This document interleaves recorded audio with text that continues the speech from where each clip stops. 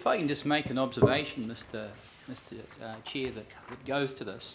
I watch the TV and I see these advertisements for outfits like Heartland Finance and the like. And if you check them out, and I'm not trying to be critical, but the administration costs for anybody that enters into any scheme like that is absolutely huge compared to our rates postponement scheme that is of incredible benefit to people that have got tight financial circumstances going into the future. And I don't think that we get that message out very well at all. That's noted, Councillor Walker. Thank you. Councillor Casey. Are you answering questions on the performance report as well? Enough. Oh, good. All right. I've got four. One, you did mention call centre calls received in your handout. I'm interested in the calls abandoned. I always have been, and at the moment, for the last year, that's standing at 3.9%, which means for your 144,000, about 350 were abandoned, and for the year, that means 1,000 were abandoned. That means that nobody answered the phone. I'm interested in that particular figure, and I've got another couple of questions after that. Sorry, through the chair, what's the question? Calls abandoned, 3.9% for the last financial year, which equates to about 1,000 calls not being answered. And in your presentation, you gave us call centre calls received, but if 3.9% of those were abandoned, it's actually not correct. That's just the number received, but not the number actually actioned. Through the chair, and what we don't know is whether they call back either. So they might be abandoned at that time, but they could come in again as a call received. So yes, I can only say yes if that's correct. Oh, no, my question is about abandoned calls. What are we doing about that? That's my question. 3.9%, 1,000 calls in a year sounds high. It's reasonably low compared to benchmark. That's up to 10% perhaps in other places, but for us, which is what matters, we're working on improving our service level so that in fact that we don't get so many abandoned calls. Do we do any checks on, if somebody calls back and says, called you this morning, waited 20 minutes, nothing happened? Do we do any checks about why the call wasn't answered? Generally it's to do with service level, so if it's busy at certain times of day, like 10 o'clock in the morning, you get a higher rate of abandon because they'll give up, wait and come back later. And yes, we do have call recordings, so we can listen to see, we'll go through certain pieces of the day to see if there are particular reasons, if there are types of calls. What we're seeing around the rates time is that there are longer calls, so that it takes longer to actually give the explanation, which means that the wait time gets longer. We've also introduced, particularly at this time, is a virtual hold, it's called, which means that at a busy time we can actually put on a call back. You can go in a queue to be called back rather than wait in the queue, which has been... Oh, that's good. Yeah, that helps. Okay. Yeah. So you're not worried by 3.9%? That's below benchmark? It would be unfair to say we weren't worried. We'd like perfect. Right. But and yes, we are working to improve it, but it's not a slip your throat, we're an abject failure. So yes, we can do better. The second question was, one of the great things that happened was the renewal of dog registration online was a big hit from everything I could garner in the community. Do you know what percentage of the registrations were done online as opposed to going into the service centres yet? No, sorry, I don't know that, but we could find that out. That would be really interesting, yeah. And also find out when first registration is remember in Manukau, people had to go into offices and not do it online.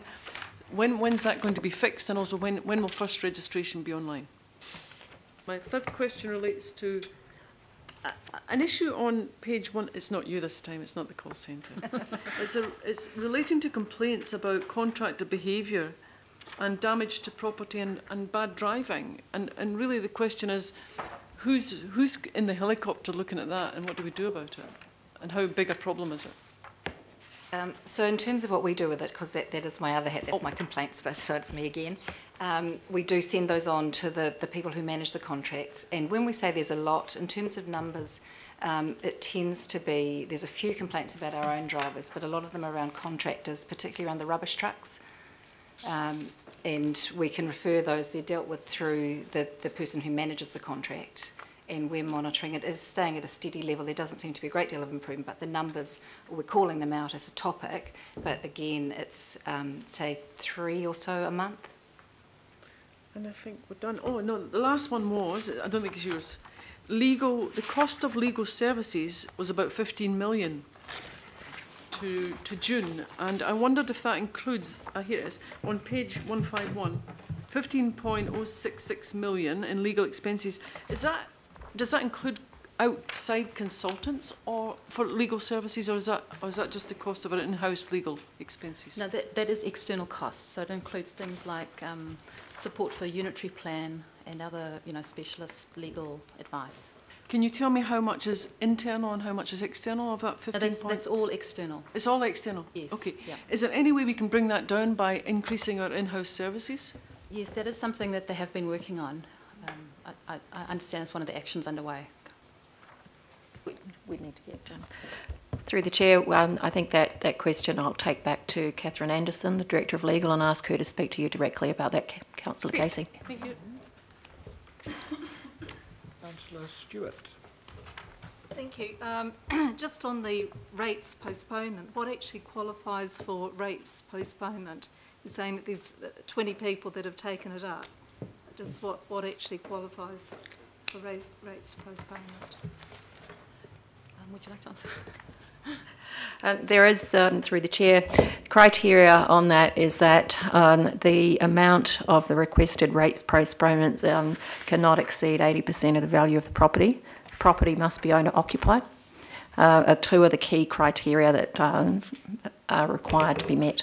Yeah, no, because just one of the things that just a scenario, we've got a lot of baby boomers that are, some of them are coming up to the 65 plus, and a lot of them are not cash rich. And, I'm just, my concern is that we could end up having literally thousands of people that will end up qualifying to take up the postponement. And, that means we don't have much of a rate take. So can you just explain what would happen in that scenario if all of a sudden all the baby boomers turn 65 plus, they've spent all their money, struggling to pay their rates, don't want to move out of their property, and they meet all the criteria, and some of them may decide that they might decide they want to continue living in their home. Good on them. And this could happen. So, Mr Chairman, can I respond? I think, Councillor, you should have been on our project team. So there's been a few people discussing precisely these scenarios in recent months, and we've widened the net out. We now, earlier this week, reached a sort of in principle agreement with 5 or 6 of the other major metro councils that this is something that needs a national discussion. And look, in terms of a full update, we want to bring this through the annual plan discussions to this table in the next sort of 6 to 8 weeks. We've also reached out to the ex-retirement commissioner, who's quite interested in our discussion and the very issues you raised. So, but going directly to an answer, we think the facility can be shaped and used and provided to exactly that group of people in a responsible way.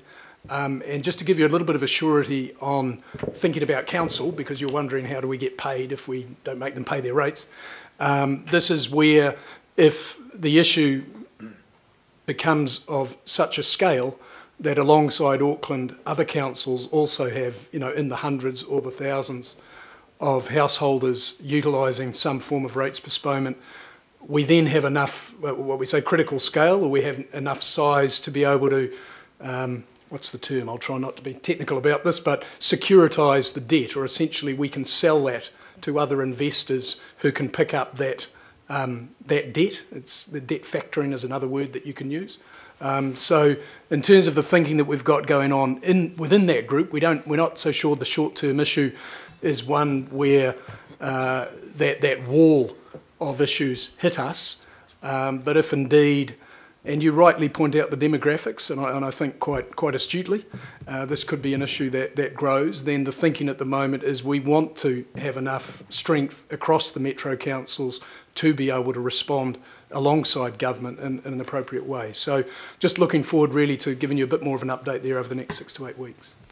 I know you're waiting for them, the hets to pass away, so then it's on sale the house, but I mean, you know, with the postponement, they could live another 10 or 20 years, and you know, that we put in... So so Mr. Chairman, so it's really just a financing issue, and if we are limiting the charge against the property to 5 to 10 years worth of rates or rating increases, we think the sort of impacts we're talking about for individuals and their families in a financial planning sense, and for councils in the aggregate in a debt management sense, is quite manageable. But it needs some thought and it needs some engagement, and we're keen to keep that conversation going here shortly. Right, we have 4 more speakers to this item and 3 more items after this, so it could be brief, thank you. So Councillor Penrose. Oh, Mr. Chair, I'll be real brief. Hey, just had a look at that pie. First of all, your report's really good, guys. Excellent. I was just on that pie chart there, 21% offshore funding, and I was just thinking if we didn't have that LTP, what the ramifications of fallout would have been to us. It's really impressive, actually. Very impressive. Sorry. Councillor Holmes? Yes, it's very good to have an LTP. My question is, the neat non-operating result is 186 million unfavourable compared to budget. And we went through that really, really fast, just some of the bits around that. Just listening to the Audit and Risk Committee, no matter how painful it is to ask some of these things, can someone just unpack that a little bit for me, so that if someone asked me, I would just have a bit more information on that? Yeah. Most of that relates to these treasury derivatives. So it's a non-cash accounting entry we have to do, we do it every month, and the fair value of those derivatives have spot the movement on those. So there's no cash transaction impacting this. It's just an accounting entry, and depending on what's happening with the markets and interest rates, So it they can go up and down. flow. At the end of last financial year, we had a favourable variance. This year, it's gone the other way around. Cool. And you know, depending on what the outlook in the market is, that's what impacts those. Yeah, I mean, if I could further explain that through you, Chair. I mean, what we do is we lock in interest rates when we think it's an opportune time to do so, but obviously that occurs over a period of time. Now, as interest rates in New Zealand are very low compared to historic averages, obviously some of our derivatives are what's known as out of the money, so they're put on at higher rates than we could do if we put everything on today, which obviously wouldn't be good risk management. Right. Okay. No, that's good. I can kind of picture it pictorially. And just, Mr. Chair, I totally agree with Councillor Casey as we go through our looking at better ways to manage our money. It'd be fantastic to start bringing people back in-house. But councillors, can we then not be slammed against the wall for an increase in staff numbers? Because that's exactly what happened when we brought our animal contracting back in-house, because they were so damn good at what they do and it was cheaper.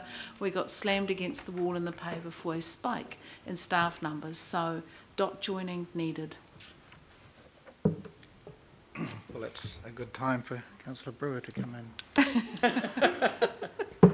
He's never commented on that. I have never commented on that, and I get promised every year, as I have for 5 years, that staff numbers will not go up. So I'm holding a lot of.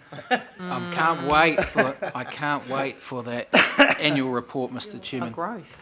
Yep, to deal with the growth. That's right. Just on the rates postponement policy, and I know that this is probably another discussion another day, but just there's tens of thousands, if not hundreds of thousands, of people that could be worthy applicants of this, Matt. And Matthew, I just wonder whether, hearing the criteria, is the criteria, and I might have heard it wrong, but is there